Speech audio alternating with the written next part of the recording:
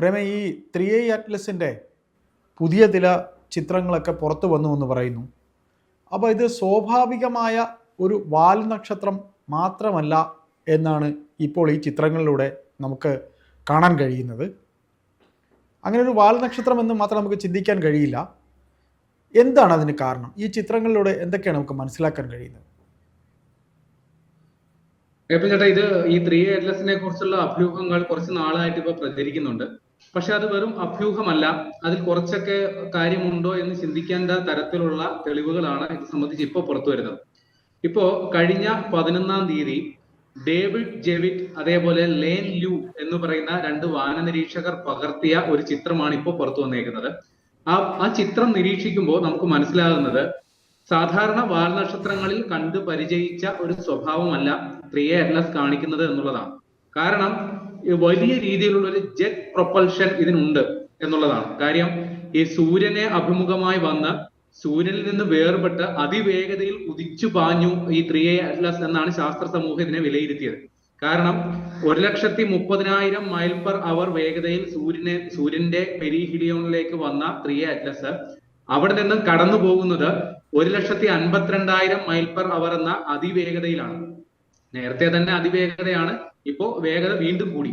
അപ്പൊ അതിന്റെ കാരണം എന്ത് എന്ന് ചിന്തിച്ചപ്പോൾ ശാസ്ത്രജ്ഞന്മാർ കരുതിയത് ഇത് വലിയൊരളവിൽ ഇതിന്റെ മാസ്, അതിലെ ഐസും മറ്റു വാതകങ്ങളും ഒക്കെ സൂര്യനോട് ഏറ്റവും അടുത്ത് വന്ന സമയത്ത് കത്തി ജ്വലിച്ചു പോയിട്ടുണ്ടാകാം, അല്ലെങ്കിൽ ഐസ് വെള്ളമായി ബാഷ്പീകരിച്ച് പോയിട്ടുണ്ടാകാം എന്നുള്ളതാണ് അവർ കരുതിയത്. പക്ഷേ ചെറിയൊരു സ്ഫോടനം പോലും നടന്നിട്ടുണ്ടാകുമോ എന്നും ചിലർ കരുതിയിരുന്നു. കാര്യം ഇതിന്റെ വലിയൊരളവിൽ ഇതിന്റെ വലിപ്പം കുറഞ്ഞിട്ടുണ്ടാകണം, അതാണ് ഈ വേഗത വർദ്ധിക്കാൻ കാരണമെന്ന് പറഞ്ഞിരുന്നു. പക്ഷെ അങ്ങനെ സ്ഫോടനം നടന്നതിന്റെ യാതൊരു ലക്ഷണവും ഇല്ല എന്നാണ് ഇപ്പോൾ പുതിയ ചിത്രങ്ങൾ തെളിയിക്കുന്നത്. അത് മാത്രമല്ല, വലിയൊരു ജെറ്റ് പ്രൊപ്പൽഷൻ അതിൽ നടക്കുന്നുണ്ട്. അതായത് ഈ വിമാന എഞ്ചിനുകൾ അത് പ്രവർത്തിക്കുമ്പോൾ അതിന്റെ ജെറ്റ് വഴി വലിയ രീതിയിൽ അതിന്റെ ഈ ചൂട് വായു പുറത്തേക്ക് തള്ളും. അതിൻ്റെക്കാൾ ഭീകരമായ അവസ്ഥയിൽ ഈ 3i അറ്റ്ലസിന്റെ ഒരു ഭാഗത്തുകൂടി വലിയൊരളവിൽ ജെറ്റ് പ്രൊപ്പൽഷൻ നടക്കുന്നു. അതിനെ മുമ്പോട്ട് നയിക്കാനായിട്ട് ഒരു യന്ത്ര സംവിധാനം പ്രവർത്തിക്കുന്നുണ്ടോ എന്ന് പോലും സംശയിക്കത്തക്ക തരത്തിലാണ് ഈ ജെറ്റ് പ്രൊപ്പൽഷൻ നടക്കുന്നത്. അപ്പൊ ഈ ചിത്രം അതിന് തെളിവായിട്ടാണ് ഇവർ പറയുന്നത്. കാരണം സാധാരണഗതിയിൽ ഒരു വാൽ നക്ഷത്രം സൂര്യനെ അഭിമുഖീകരിച്ചു കഴിഞ്ഞാൽ അതിൽ ഉണ്ടാകുന്ന പ്രകാശനാളം, അതിന്റെ വാൽ എന്ന് പറയുന്ന സംഗതി ഒരിക്കലും സൂര്യന് അഭിമുഖമായി വരാൻ ഒരു സാധ്യതയുമില്ല. പക്ഷേ ഈ 3i അറ്റ്ലസ് കാണിക്കുന്നത് സൂര്യന് അഭിമുഖമായാണ്, സൂര്യന് നേരെയാണ്. സാധാരണഗതിയിൽ സൂര്യപ്രകാശമേറ്റ് അതിന്റെ എതിർദിശയിലാണ് അതിന്റെ വാതകം അല്ലെങ്കിൽ അതിന്റെ ബാഷ്പീകരണം ഒക്കെ നടക്കേണ്ടത്. പക്ഷെ ഇത് നേരെ സൂര്യന് അഭിമുഖമായി തന്നെ ഇത് സംഭവിക്കുന്നു.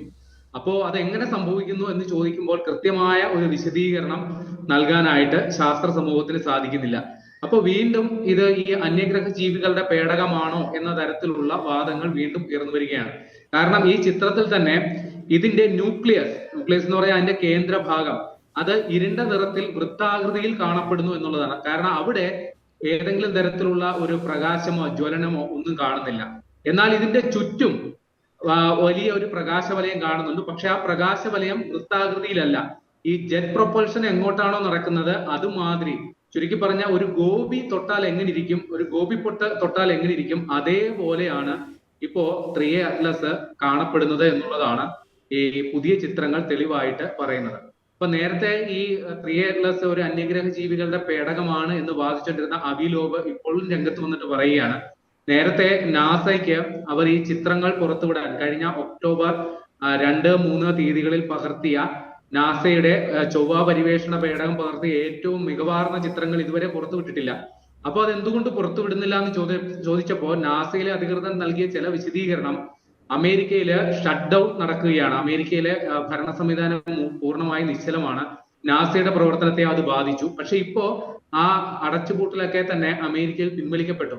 അപ്പൊ ഇനിയെങ്കിലും നാസ ആ ചിത്രം പുറത്തുവിടാൻ നാസയ്ക്ക് ധൈര്യമുണ്ടോ എന്നാണ് അവിലോബ് ചോദിക്കുന്നത്. അതോടൊപ്പം തന്നെ ഈ 3i അറ്റ്ലസിന്റെ വാതക ഘടനയെക്കുറിച്ചും വലിയ സംശയം ഉണ്ടായിട്ടുണ്ട്. കാര്യം ഇത് ഈ സാധാരണഗതിയിൽ ഒരു വാൽ നക്ഷത്രം കാണുകയാണെങ്കിൽ അതിന്റെ ചുറ്റുപാടുന്നും അതിൽ ഈ വാതക ബഹിർഗമനം ഉണ്ടാകേണ്ടതാണ്. അതായത് ഈ തിളച്ചു മറിയുന്ന അവസ്ഥയിലോ അല്ലെങ്കിൽ പുകഞ്ഞ് നിൽക്കുന്ന അവസ്ഥയിലോ ആയിരിക്കണം ഒരു വാൽ നക്ഷത്രം കാണേണ്ടത്.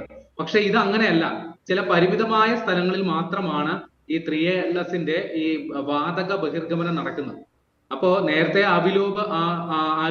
കണ്ടെത്തിയത് അല്ലെങ്കിൽ അവകാശപ്പെട്ടത് 7 ജെറ്റ് പ്രൊപ്പൽഷനുകൾ ഈ 3A ഉണ്ട്, അല്ലെങ്കിൽ 7 യന്ത്ര സംവിധാനങ്ങൾ 3A ഉണ്ടെന്നാണ് അദ്ദേഹം വാദിച്ചത്. ഏതാണ്ട് ആ വാദം ശരിയാണ് എന്ന് തോന്നിപ്പിക്കുന്ന തരത്തിലാണ് പുതിയ ചിത്രം. കാരണം ഈ വാൽനക്ഷത്രം മൊത്തത്തിൽ ഒരു പുകഞ്ഞു നിൽക്കുന്ന ഒരു അവസ്ഥയിലുള്ളതല്ല. ചില ഭാഗങ്ങളിൽ നിന്ന് മാത്രമാണ് ഇതിന്റെ വാതക നിർഗമനം നടന്നുകൊണ്ടിരിക്കുന്നത്, അല്ലെങ്കിൽ ജെറ്റ് പ്രൊപ്പൽഷൻ നടന്നുകൊണ്ടിരിക്കുന്നത് എന്ന് സൂചിപ്പിക്കുന്ന ചിത്രങ്ങളാണ് വന്നേക്കുന്നത്. ഏതായാലും വരുന്ന 19-ാം തീയതി ഭൂമിയിൽ നിന്ന് നമുക്ക് ഏറ്റവും അടുത്ത ഒരു അകലത്തിലേക്ക് 3A എത്തും. ആ സമയത്തും നമ്മളും 3A തമ്മിൽ ഏതാണ്ട് 270 മില്യൺ കിലോമീറ്റർ അകലമുണ്ട്. ആ സമയം വരെ നമുക്ക് നല്ല രീതിയിൽ 3A നിരീക്ഷിക്കാൻ പറ്റും. അതിനുശേഷവും 3A നമ്മുടെ സൗരയൂഥത്തിലൂടെ പ്രയാണം തുടരുക തന്നെയാണ്.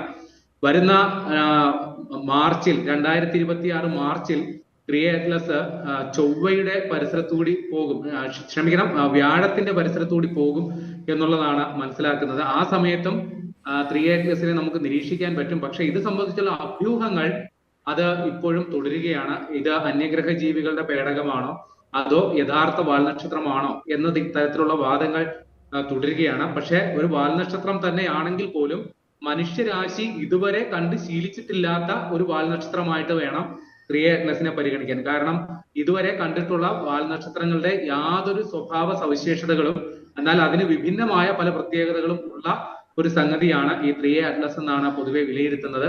അതുകൂടാതെ ഇത് വലിയ രീതിയിൽ കാർബൺ ഡൈ ഓക്സൈഡ് പുറന്തള്ളുന്നു, അല്ലെങ്കിൽ അവിടെ ഐസ് ഉണ്ട്, ജലതന്മാത്രകളുണ്ട്.